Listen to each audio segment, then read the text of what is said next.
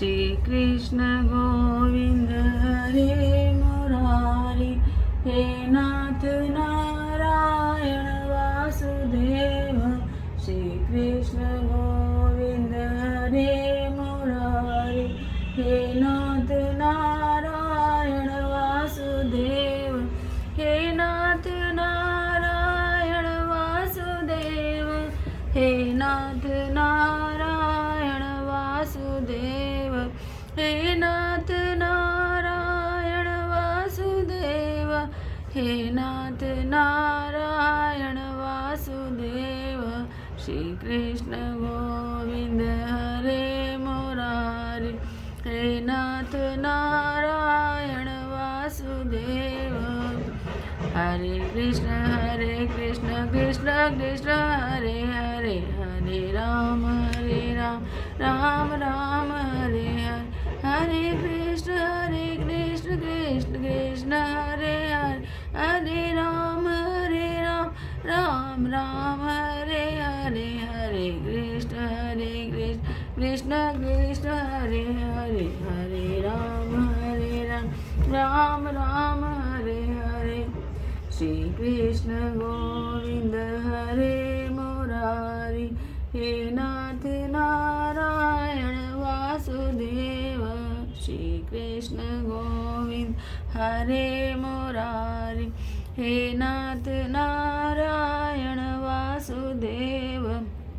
राधे राधे कृष्णा कृष्णा राधे राधे कृष्णा कृष्णा राधे राधे कृष्णा कृष्णा राधे राधे कृष्णा कृष्णा राधे राधे कृष्णा कृष्णा राधे राधे कृष्णा कृष्णा राधे राधे कृष्णा कृष्णा राधे राधे कृष्णा कृष्णा राधे राधे कृष्णा कृष्णा राधे राधे कृष्णा कृष्णा राधे राधे कृष्णा कृष्णा राधे राधे कृष्णा कृष्णा।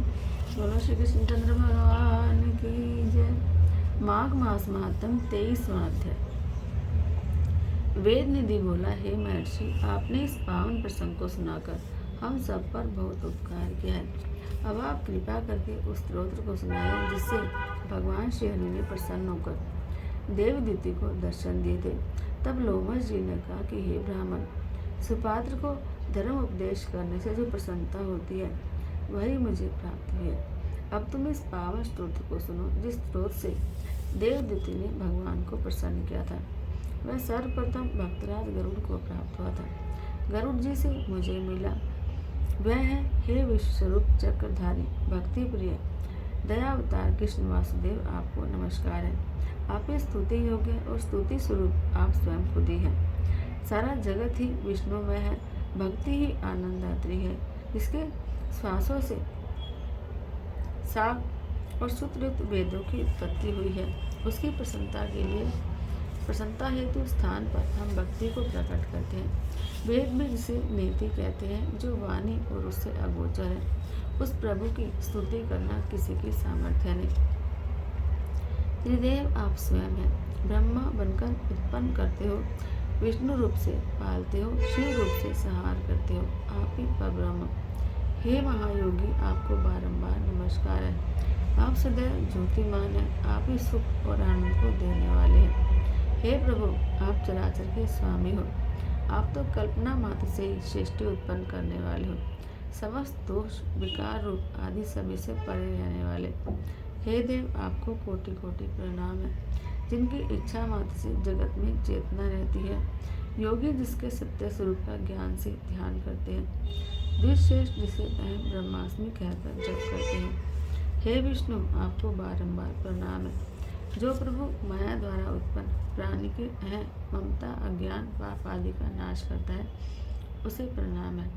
जिनके मुख से हर्षण भगवान का ही नाम निकलता है, वे जो आपके चरणों को ही आश्रय बनाए बैठे हैं, जिनके स्मरण मात्र ही से प्राणी के समस्त बंधन नष्ट होते हैं, उन अनंत प्रभु को नमस्कार है। जिनकी कृपा मात्र से अज्ञानी आत्मा का ज्ञान प्राप्त कर लेते हैं, वासनाओं का त्याग कर देते हैं, नाम को आधार बनाकर अपना जीवन आराधना में लगा देते हैं, उन प्रभु को नमस्कार है। विष्णु नाम ही शब्दार्थ और ज्ञानार्थ द्वारा सर्वमय है। वेद के नारायण ही ब्रह्मांड के पालक हैं। सत्य के आधार स्वरूप हे प्रभु आपको नमस्कार है। जो धर्म रक्षार्थ जड़ चेतन में निवास करता है, जो धर्म रक्षार्थ अवतार धारण करता है, जिसके ज्योति प्राणी मात्र में आत्मा स्वरूप विराजमान है, उन प्रभु को मेरा नमस्कार है।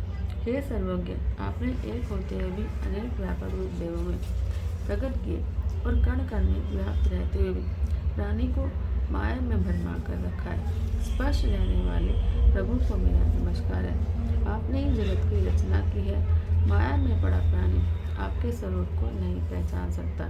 चराचर और माया में रहते हुए भी आप सबसे अलग ही रहते हो। उन प्रभु को मेरा प्रणाम है। चारवाक पंच तत्वों के मिश्रण से उत्पन्न जिस चेतन की उपासना करते हैं उसे सौगात तर्क द्वारा क्षण भंगुरा बुद्धि कहते हैं। जैन परिणाम स्वरूप मानते हैं सांख्य प्रकृति से अलग पुरुष है। उपनिषद समस्त आधार से रहित मानती है। हे दिव्य पुरुष, आपको प्रणाम है। समस्त चराचर के स्वामी मैं आपकी शरण हूँ। छवि, अग्नि, इंद्र, हवन, यज्ञ, मंत्र, क्रिया, फलाद सभी कुछ आप ही आस्ति नास्ति है। समस्त जगत के कारण रूप आप ही मेरे आश्रय हो। आपकी भक्ति में मैं रम चुका हूँ। आपकी शरण में आया महानतम पापी भी पाप मुक्त हो जाता है। प्राणी की उस समय तक मुक्ति नहीं होती जब तक आपकी शरण में नहीं आता। आपका स्पर्श असंभव है। संग और मोह से रहित मुनिजन ही आपको पाते हैं। ऐसे दयालु भगवान आपको नमस्कार है। प्रभु कृपा से प्राप्त सुख, सौभाग्य, ऐश्वर्य, मोक्ष और लक्ष्मी प्राप्त होती है। इन सभी के स्वामी प्रभु को नमस्कार है। जन्मादि भावों से रहित काम, क्रोध, लोभ, मोह, अहंकार, द्वेष से दूर रहने वाले हरि को नमस्कार है। जो भगवान अज्ञान, अविद्या, पाप का नाश करने में समर्थ है, उस प्रभु को नमस्कार है। चराचर में व्याप्त सत्य रूप प्रभु पर मुझ पर प्रसन्न होकर मुझे दर्शन दे।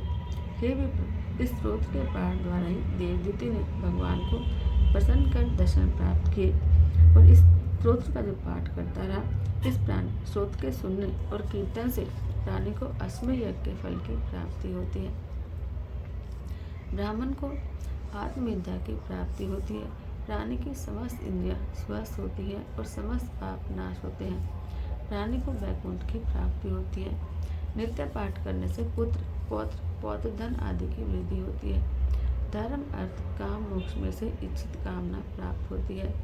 इसे स्मरण करने से बुद्धि निर्मल होती है। पापों का नाश होता है। दुष्ट ग्रहों की शांति होती है। समस्त व्याधि नष्ट हो जाती है। द्विजातियों को इसका पाठ अवश्य करना चाहिए। ग्रह, नक्षत्र, राजा और चोरों के भय से मुक्त होने के लिए इसका पाठ अवश्य करें। इसके पाठ से भूत प्रेत आदि का भय नष्ट होता है। वह निर्विकार रहित होता है। प्राणी की सारी चिंताएं दूर होती हैं।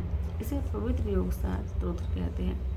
हर रोज इसका पाठ करने से प्राणी दोनों लोकों में सुख पाता है। वह अंत में वैकुंठ को जाता है। यही पापनाशक स्तोत्र है।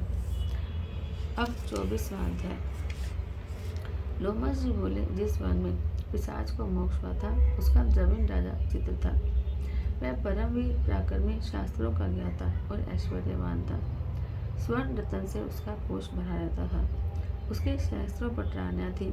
वह स्त्रियों के वशीभूत रहता, कामुक, लोभी और महाक्रोधी था। वह कभी धर्म का पालन नहीं करता था और झूठ बोलता था।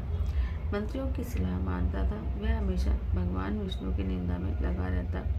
वैष्णवों से द्वेष करता और विष्णु से द्रोह करता और भगवान के भक्तों को यातनाएं देता। खुशामदियों का सम्मान करता। वेद, कर्मवत, दान, धर्म सबका तिरस्कार करता था। उस भ्रष्ट आचरण राजा के कारण समस्त प्रजा त्राही त्राही करती और उसके दंड को सहती। जब उस राजा की मृत्यु हुई तो उसका दाह संस्कार आदि क्रियाएं वेदोक्त विधि से संपन्न न हो सकी। उसके पापाचार के कारण उसे यमदूतों ने आकर घेर लिया। वे उसे पीड़ा पहुँचाने के लिए अग्नि से दहकती लोहे की कीलों से व्याप्त मार्ग द्वारा घसीटने लगे। उस मार्ग में भयानक अंगारों की भांति दहकते हुए शूल से असह्य पीड़ा होती थी। विशाल जबड़ों वाले श्रृंगार और कुत्ते जांघों पर चपटा मारते और उसके द्वारा जो पीड़ा होती थी वह चित्कारों से भी कई गुणी थी। जैसे तैसे वह इस महान पीड़ा को सहन करता हुआ यमलोक पहुंचा। वहां से उसे नरक में डाला गया। सबसे पहले वह तामिश्र नरक में डाला गया, उसके बाद उसे अंध तामिश्र नरक में डाला गया। उसके दुख सहन करने के बाद उसे रौरव नरक में डाला गया, फिर उसे महारौरव नरक में डाला गया और महारौरव के बाद उस राजा को कालसूत्र आदि नरकों में यातना दी गई। इस तरह पीड़ा के कारण वह राजा मूर्छित हो गया। जब वह पुनः चैतन्य हुआ तो उसे महावीरी में डाला गया, उसके बाद उसे तापन में डाला गया, फिर संप्रतापन में डाला गया। संप्रतापन में वह दुखाग्नि से जलता अत्यंत व्याकुल हो गया। क्रम से उसे संताप में डाला गया, फिर कामोल में यातनाएं दी गई, बाद में कुडमल में डाला गया, फिर उसे पूर्ति भौतिक नरक में डाला गया।